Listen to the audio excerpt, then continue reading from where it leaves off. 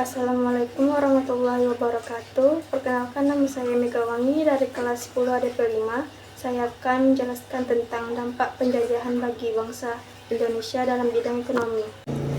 Baik, pertama-tama saya akan menjelaskan tentang masa penjajahan Jepang tahun 1942 sampai 1945 memberikan dampak yang sangat besar bagi bangsa Indonesia.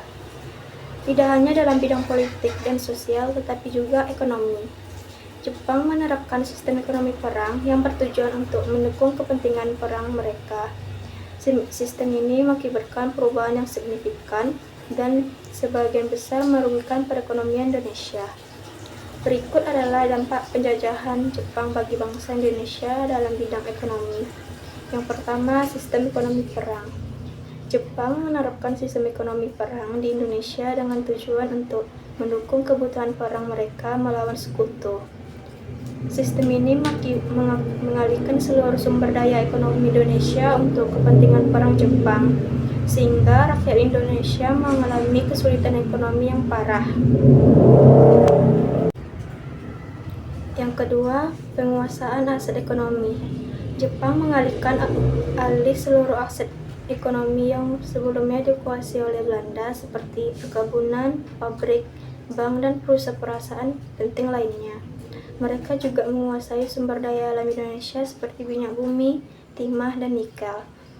Penguasaan ini bertujuan untuk mendukung mesin perang Jepang dan membuat Jepang berdikari, sementara ekonomi Indonesia mengalami kemunduran. Yang ketiga, kerja paksa, REMOS. Untuk mendukung supaya perang mereka, Jepang melakukan kerja paksa atau REMOS. Rakyat Indonesia dipaksa bekerja tanpa upah yang layak dalam pembangunan infrastruktur perang, seperti jalan, jembatan, dan benteng. REMOS menyebabkan penderitaan yang luar biasa bagi rakyat Indonesia. Banyak dari mereka yang meninggalkan karena kelaparan, penyakit, dan kondisi kerja yang buruk. Yang keempat, pembatasan kegiatan ekonomi. Jepang membatasi kegiatan ekonomi masyarakat Indonesia. Mereka melarang perdagangan bebas dan mengalihkan harga barang.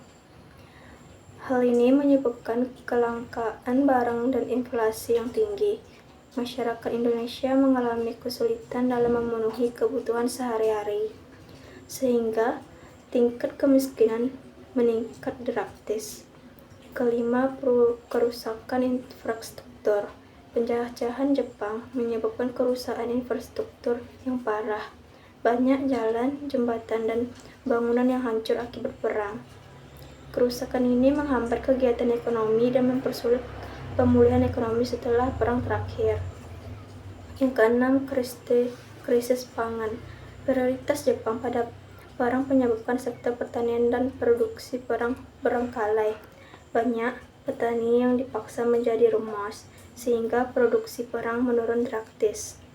Hal ini menyebabkan krisis pangan dan kelaparan di berbagai wilayah Indonesia. Yang ketujuh, kemiskinan dan kelaparan. Kombinasi dari eksplorasi sumber daya alam, kerja paksa, inflasi, dan krisis pangan menyebabkan kemiskinan dan kelaparan yang meluas di Indonesia. Banyak rakyat Indonesia yang hidup dalam kondisi yang sangat sulit.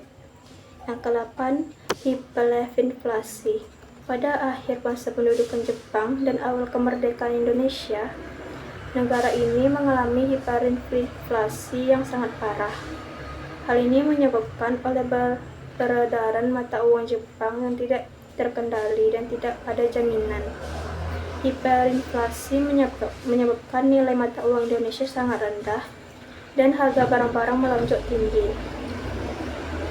Dan kesimpulan dari dampak penjajahan Jepang dalam bidang ekonomi yaitu sangat merugikan bangsa Indonesia.